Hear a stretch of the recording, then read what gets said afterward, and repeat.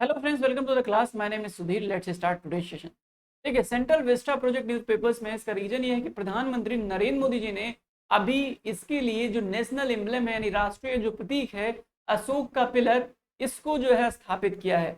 अभी कुछ लोगों को जो अभी शेर की मूर्ति है जो अशोक के पिलर में जिसको अभी स्थापित किया गया है उसके इमेज को लेके बहुत लोगों को मसला हो गया है। कुछ लोग कह रहे हैं कि बहुत एग्रेसिव शेर का जो है अभी मूर्ति लगाई गई है, तो इसको लेके एक इशू उठ खड़ा हुआ है। डिटेल से समझने की कोशिश करते हैं कि क्या मसला है, साथ ही साथ सेंट्रल विस्टा प्रोजेक्ट को बहुत डिटेल से समझने की कोशिश करेंगे इस वीडियो में। इसके बाद एक सेपरेट वीडियो बनाऊंगा जिसमें हम लोग समझने की कोशिश करेंगे नेशनल एम्बलम के बारे में, राष्ट्रीय प्रतीक के बारे में। डिटेल से समझेंगे उसकी हिस्ट्री कैसे रही है, किन किन बिल्डिंग्स पे लगाया जाता है, जो रिपब्लिक ऑफ इंडिया है उससे क्या लिंक है, डिटेल से समझेंगे लेकिन एक सेपरेट वीडियो में। इस वीडियो में सेंट्रल विस्टा प्रोजेक्ट के बारे में ही हम लोग समझने वाले हैं। तो चलिए शुरू करते हैं। तो इस प्रकार का एक ग्रांड स्ट्रक्चर जो है अभी पार्लियामेंट, नए जो पार्लियामेंट जो सेंट्रल विस्टा प्रोजेक्ट का हिस्सा है, न्यू पार्लियामेंट, उसमें ये जबरदस्त तरीके से बहुत लंबा चौड़ा तकरीबन 6.5 मीटर का ऊंचा टॉल, 6.5 मीटर का टॉल यानी कि इतना ऊंचाई का जो है एक नेशनल एम्बलम यानी कि राष्ट्रीय जो प्रतीक है यानी अशोक का पिलर, इसको जो है इस अशोक के पिलर से इसको हमने साइन को लिया है। ठीक है, इस पर्टिकुलर जो नेशनल एम्बलम है इसका हमने कहां से लिया, अशोक के पिलर से लिया है। नाउ तो इसका जो बॉडी स्ट्रक्चर है ये तकरीबन 6.5 मीटर टॉल है, साथ ही साथ जो वाइड है तकरीबन 3.3 से लेकर 4.3 मीटर जो है वाइड। नाउ आप देख सकते हैं इस इमेज में कितना, यहाँ पे प्रधानमंत्री नरेंद्र मोदी जी खड़े हैं और इनकी हाइट से आप देखिए कि कितना ज्यादा ऊंचा जो है ये नया ग्रैंड स्ट्रक्चर लगाया गया है पार्लियामेंट। क्या खूबसूरत लग रहा है। नाउ अब बहुत सारे लोगों को इसको लेके बहुत मसला हो गया है, इशू हो गया है। ये जो इमेज आपको दिखाई दे रहा है थोड़ा एग्रेसिव है, एलियन जो है लायन जो है बहुत एग्रेसिव आपको दिखाई दे रहा है यहाँ पर, जबकि जो ओरिजिनल अशोक का जो पिलर था उसमें जो लायन का स्ट्रक्चर था वो कुछ इस प्रकार था, ग्रेसफुल था। तो अभी कुछ लोग कह रहे हैं कि आप क्या दिखाना चाह रहे हैं, क्या आप अपनी पॉलिसी बदल लिए हैं, क्या अपनी पॉलिसी को बदलने का ये इंडिकेशन है, पॉलिसी चेंज का इंडिकेशन है क्या आपके, कि अब आप एग्रेसिव हो गए हैं। ठीक है, तो ये जो है ग्रेसफुल है, आप देखो ये ग्रेसफुल है और यहाँ पे आप देख रहे हैं लायन का जो स्ट्रक्चर है, यहाँ पे आप देखिए स्ट्रक्चर से आपको पता चल रहा है कि ये एग्रेसिव है। ठीक है, तो एग्रेसिव, क्या आपने पॉलिसी बदल ली है कि गवर्नमेंट ऑफ इंडिया ने अपनी पॉलिसी बदल ली है, कुछ लोग ऐसा सवाल कर रहे हैं। देखो आप जब भी कोई इमेज यूज करते हो तो वो आपके कैरेक्टर का प्रदर्शन करता है। ठीक है, हमेशा जब भी ऐसे मान लो कि आपने कोई टैटू बनवा के रखा है तो टैटू आपके कैरेक्टर को प्रदर्शित करता है कि आप इस थॉट प्रोसेस के हैं। इसी प्रकार जब भारत सरकार अगर कोई ऐसा चीज कर रही है जो भारत सरकार के थॉट प्रोसेस को बताए तो लोग जाहिर सी बात है कि सवाल करेंगे। तो यहाँ पर इसीलिए ठीक है जवाहर सरकार ये सवाल कर रहे हैं, साथ ही साथ मोइत्रा भी सवाल कर रहे हैं, जिसके ऊपर कुछ दिन पहले ही माँ काली वाला जो आरोप लगा था कि उन्होंने जो है सपोर्ट किया था, तो हमने डिस्कस भी किया हुआ है ना। तो अभी ये लोग बहुत सवाल कर रहे हैं और बहुत सारे लोग इस पर सवाल कर रहे हैं कि ऐसा एग्रेसिव इमेज यूज नहीं करनी चाहिए, सौम्य पीसफुल जो है ग्रेसफुल इमेज यूज करनी चाहिए थी लायन की। ऑल्दो लायन की जो शेर की जो नेचुरल प्रकृति है वो ग्रेसफुल नहीं है, वो एग्रेसिव ही रहता है नॉर्मली।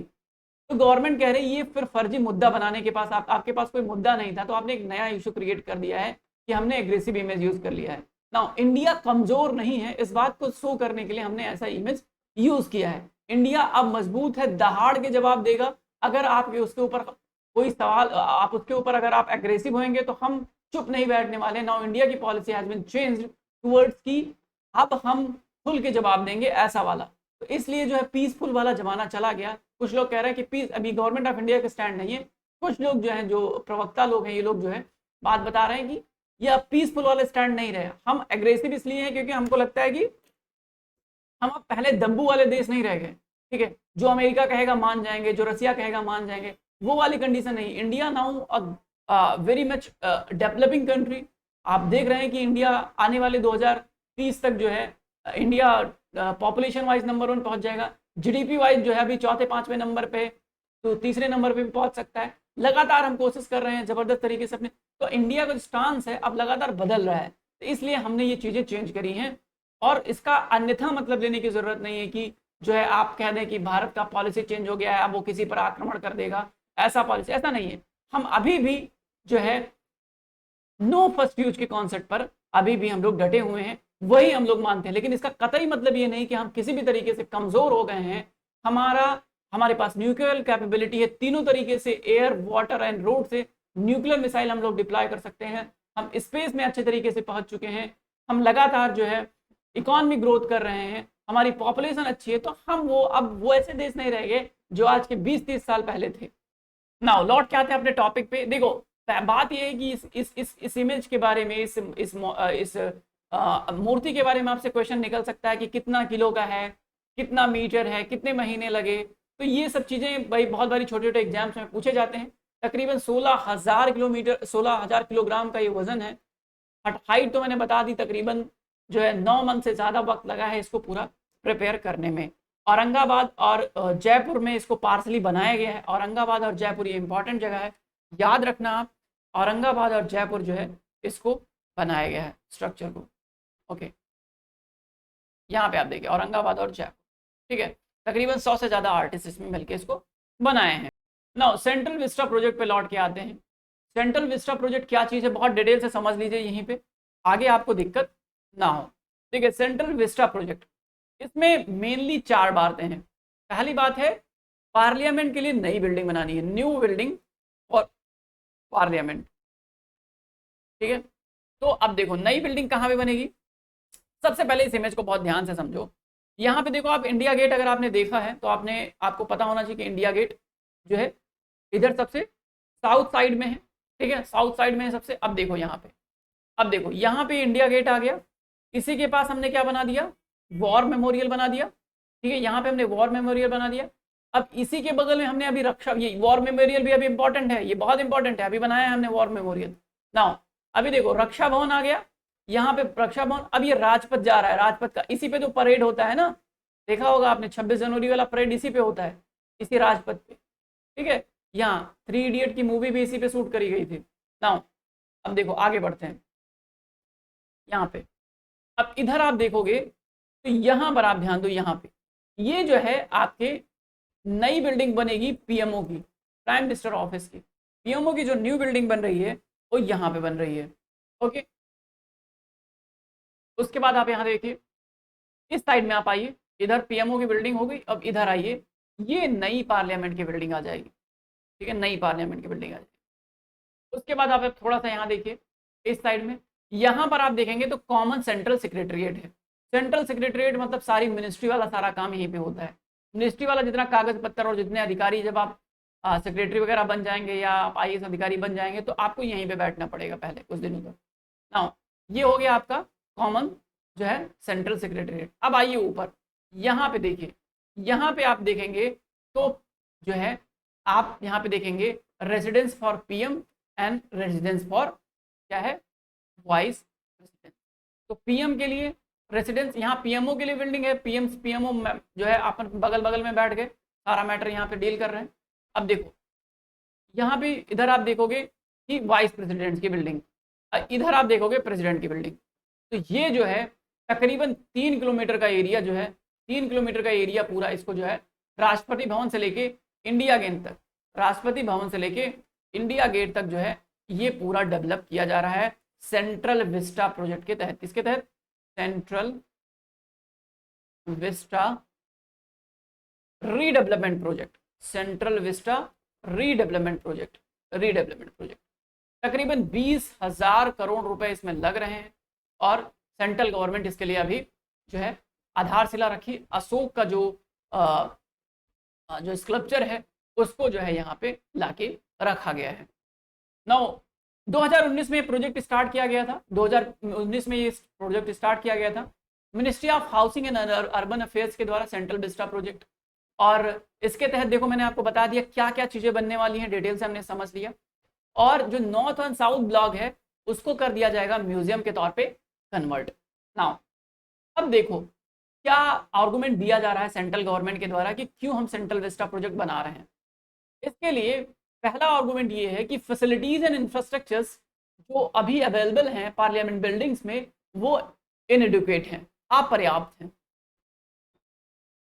ठीक है, अपर्याप्त हैं, इनएडुकेट हैं, जिसके चलते नई बिल्डिंग बनाने की जरूरत पड़ रही है, फैसिलिटीज नहीं पूरी हो पा रही, नई जो करंट डिमांड है उसके साथ उसके साथ मैच नहीं कर रहा है, उसको फुलफिल नहीं कर रहा है ना। सेकंड चीज क्या है, दूसरी चीज है कि जो सेंट्रल गवर्नमेंट है बहुत डिफरेंट डिफरेंट जगह पे ऑफिसेस जो है लोकेटेड है, कोई यहाँ पर है, कोई यहाँ पर है, कोई यहाँ पे है, तो कोऑर्डिनेशन में मसला होता है, अननेसेसरी का ट्रैवलिंग टाइम बहुत लग जाता है, जिसके चलते जो है अननेसेसरी प्रोजेक्ट में डिले होता है। इसके चलते जरूरी हो गया था कि अननेसेसरी जो ट्रैवलिंग है उसको रोका जाए, ठीक है, और जो कोऑर्डिनेशन है वो मेंटेन किया जाए। इसके लिए जो है नई सेंट्रल विस्टा प्रोजेक्ट बनाई जा रही है। उसके अलावा तीसरी बात क्या है, तीसरी बात ये है कि ये बहुत आउटडेटेड हो गया है, बहुत दिन पहले बनाया गया था, ठीक है। सेंटर अब आपको कमेंट करके बताना है कि किन्होंने बनाया था, किसने जो है ये राष्ट्रपति भवन और जो है सेंट्रल सेक्रेटरीट, इसको किसने डिजाइन किया था, डिजाइन बाय हुम। आपको बताना है कौन से यूरोपियन पर्सन थे जिन्होंने इसको बनाया था।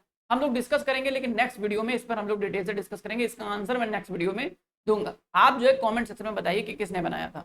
नाउ आगे बढ़ते हैं, central Vista project. Central Vista project में मैंने आपको बता दिया कि सेंट्रल विस्टा प्रोजेक्ट जो है ये स्थापित किया गया था जो है अभी वर्तमान तीनों चीजों को रिप्लेस करने के लिए। नाउ क्या क्या चीजें बनेंगी बहुत डिटेल से हमने समझ लिया। अच्छा ठीक है, अब स्लाइड्स आ ही गई हैं, तो मैं आपको यहाँ पर सेंट्रल विस्टा प्रोजेक्ट के बारे में डिटेल से बता ही देता हूँ कि हाँ इससे पहले जो बिल्डिंग्स बनी हुई थी उसको कब और कैसे, इसकी हिस्ट्री क्या है ना। हिस्ट्री ऐसे है कि 1911 में कौन आया था, king George fifth. George fifth आए हुए थे, इनको लगा कि कलकत्ता से बिल्डिंग जो है ट्रांसफर की जाए, राजधानी कैपिटल ट्रांसफर की जाए। दिसंबर 2011 की 1911 की बात थी। ना दिल्ली दरबार लगा हुआ था, तो इन्होंने कहा कि कलकत्ता से दिल्ली ट्रांसफर कीजिए अपनी जो है राजधानी। कलकत्ता में बहुत विद्रोह मच रहा था ना। जब इन्होंने कहा तो दो व्यक्ति, एक तो एडविन लुटियंस और हर्बर्ट बेकर, ये दो व्यक्ति का नाम जो है लिया गया कि ये लोग डिजाइन कर सकते हैं नए शहर को।